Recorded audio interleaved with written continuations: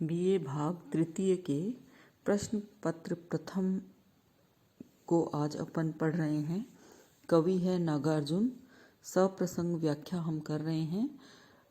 नागार्जुन की कविता सिंदूर तिलकित भाल, इसको अपन पढ़ रहे हैं। इससे पहले आपको मैंने नोट्स दिए थे अकाल और उसके बाद कविता के, तो आप लोग नोट्स बराबर ग्रुप में देखते रहना, पढ़ते रहना। चलिए अपन व्याख्या करते हैं सिंदूर तिलकित भाल कविता की। सिंदूर तिलकित भाल। घोर निर्जन में परिस्थिति ने दिया है डाल, याद आता तुम्हारा सिंदूर तिलकित भाल। कौन है वह व्यक्ति जिसको चाहिए न समाज, कौन है वह एक जिसको नहीं पड़ता दूसरे से काज।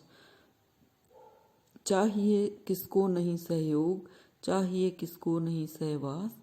कौन चाहेगा कि उसका शून्य में टकराए यह उच्छ्वास। हो गया हूँ मैं नहीं पाषाण, जिसको डाल दे कोई कहीं भी।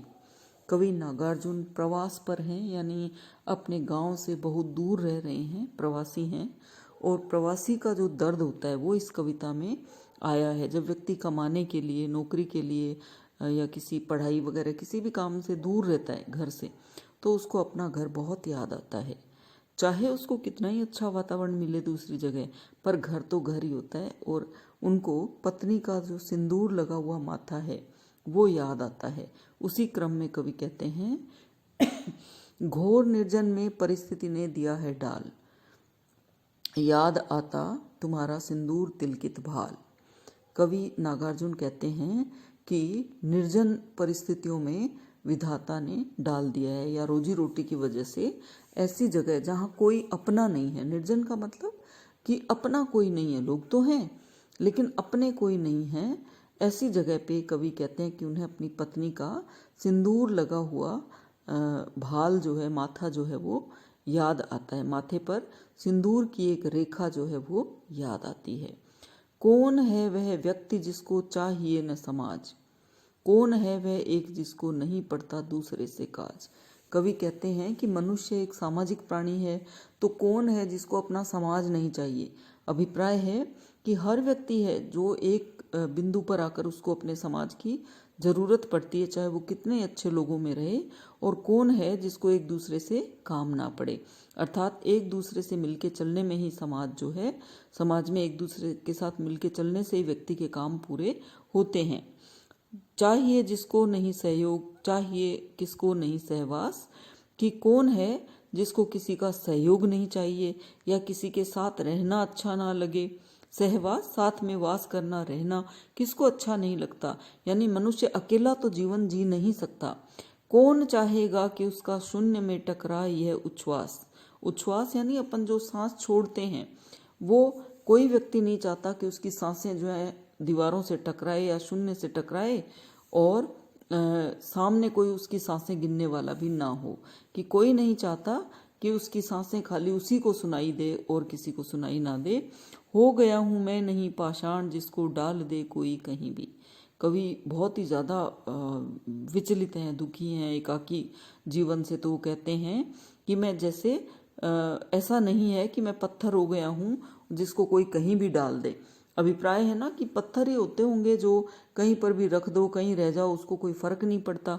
लेकिन एक मनुष्य है, सामाजिक प्राणी है, संवेदनशील है, तो उसको कहीं पर भी डाल दो तो उसका मन वहां नहीं लगता। करेगा वह कभी कुछ न विरोध, करेगा वह कुछ नहीं अनुरोध, वेदना ही नहीं जिस उसके पास। कि अगर पत्थर होता तो ना कोई विरोध करेगा, ना किसी से अनुरोध करेगा, यानी कोई किसी प्रकार की विनती करेगा, और वेदना भी उसके पास नहीं होगी, ना ही कोई निश्वास उठेंगे यानी सांसें भी नहीं होंगी। तो मैं न साधारण सचेतन जंतु, यहाँ हाना किंतु और परंतु, यहाँ हर्ष विषाद चिंता क्रोध, यहाँ है सुख दुख का अवबोध, यहाँ है प्रत्यक्ष और अनुमान, यहाँ स्मृति विस्मृति के सभी के स्थान। कवि कहते हैं कि जिसके पास वेदना नहीं, वो तो पत्थर ही हो सकता है कोई। क्या मैं साधारण व्यक्ति या सजीव जंतु नहीं हूँ। अभिप्राय है कि या हाँ ना किंतु परंतु, हर्ष विषाद क्रोध सब है मेरे पास, और यहाँ है सुख दुख का अवबोध। मुझे सुख और दुख का ज्ञान भी है। अवबोध यानी ज्ञान होना। पत्थर जो है उसके ना हर्ष है, न विषाद है, न चिंता है, न क्रोध है ना। तो कवि कहते हैं कि मैं साधारण व्यक्ति हूँ और सजीव जंतु हूँ, प्राणी मात्र हूँ। ऐसा तो है नहीं कि मैं कुछ भी नहीं हूँ। तो मुझे चिंता भी होती है, हर्ष विषाद भी होता है, तो सुख दुख का ज्ञान भी है। मैं पत्थर तो हूँ नहीं। यहाँ है प्रत्यक्ष और अनुमान, यहाँ स्मृति विस्मृति के सभी के स्थान। कवि कहते हैं जब मनुष्य का मन है तो उसके को सब अनुभव भी होता है, और कवि जिस जगह रहते हैं वहाँ सुख, वहाँ उनको सब अनुभूतियाँ भी होती है। प्रत्यक्ष और अनुमान, साक्षात सामने कोई है या अनुमान है किसी विपत्ति का या स्मृति का। तो यहाँ स्मृतियाँ भी है, विस्मृतियाँ भी हैं। विस्मृति यानी भूल जाना, किसी चीज़ को भूलते भी हैं, याद भी रखते हैं। बहुत सब भावनाएं जो हैं वो व्यक्ति के मन में होती है, उतनी सारी भावनाएं उनके मन में भी हैं। तभी तो तुम याद आती प्राण, हो गया हूँ मैं नहीं पाषाण। कवि कहते हैं कि हे प्रिय, प्राण अपनी पत्नी को कह रहे हैं कि हे प्राण, तुम इसीलिए याद आती हो क्योंकि मैं अभी पत्थर नहीं हुआ हूँ। सुख दुख स्मृतियाँ विस्मृतियाँ सब मेरे साथ हैं। याद आते स्वजन जिनकी, स्नेह से भीगी अमृतमय आँख, स्मृति विहंगम की कभी थकने न देगी पाँख। याद आता मुझे अपना वह तरुणी ग्राम, याद आती लीचियाँ वे आम, याद आते मुझे मिथिला के रुचिर भूभाग। याद आते धान, याद आते कमल कुमुदनी और ताल मखान।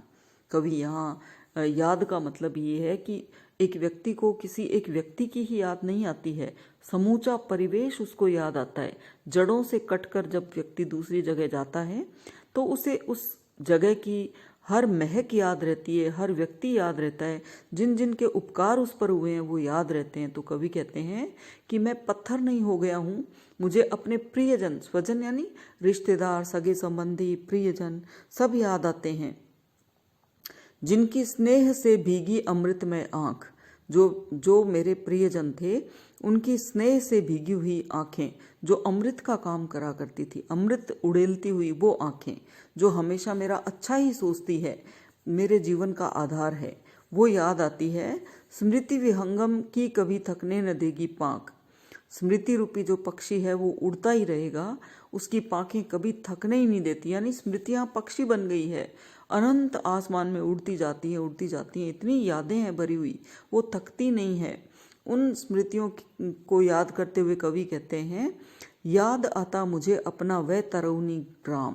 तरुणी ग्राम में कवि रहे हुए हैं, तो वो कहते हैं कि मुझे अपना तरुणी ग्राम याद आता है, गांव याद आता है।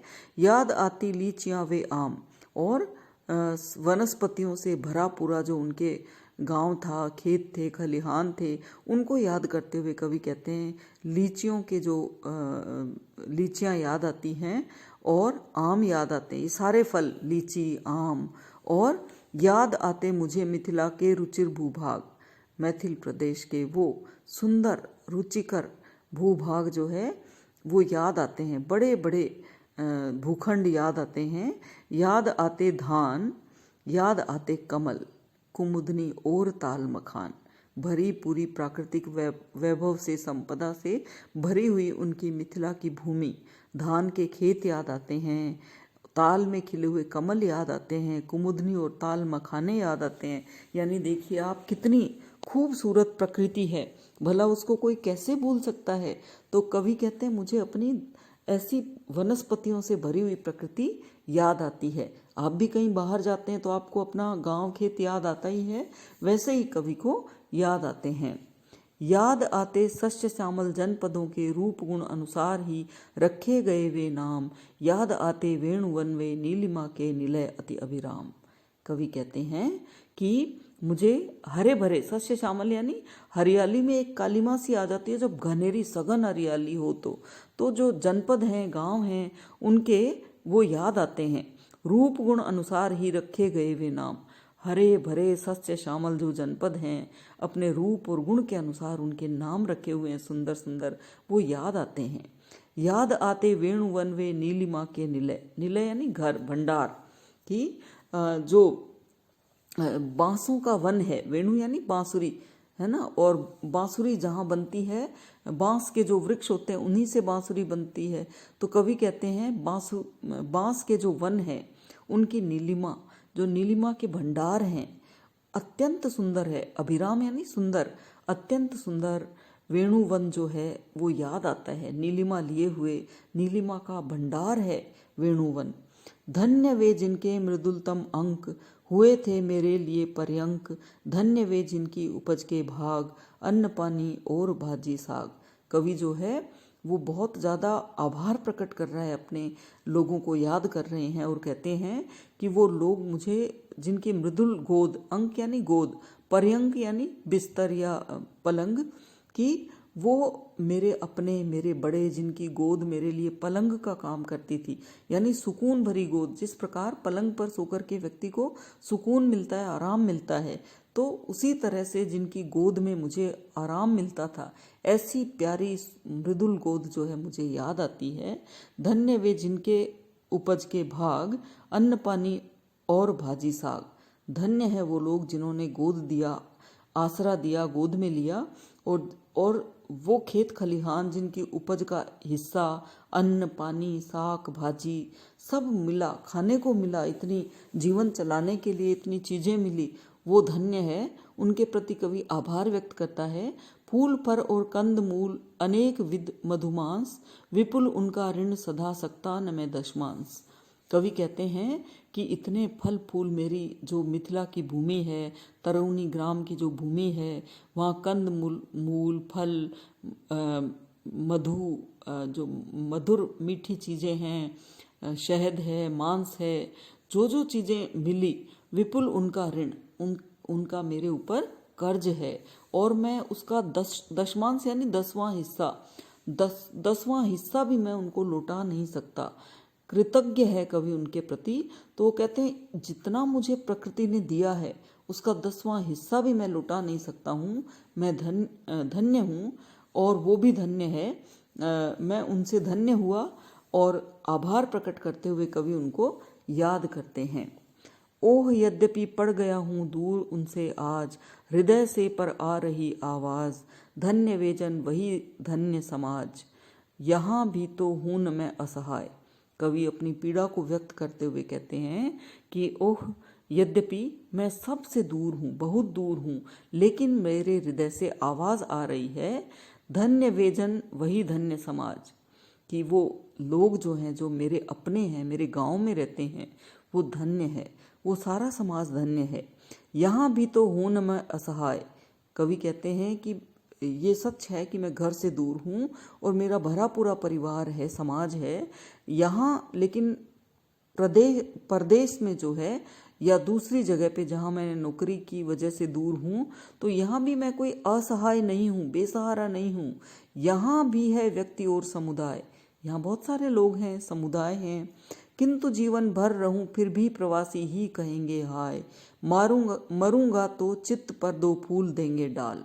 कवि अपनी अनंत पीड़ा को, अकेलेपन को बिछुड़ा हुआ व्यक्त करते हुए कहते हैं, किंतु मैं चाहे जीवन भर इस पर धरती पर रहूं, लेकिन पर धरती पर लोग मुझे प्रवासी ही कहेंगे।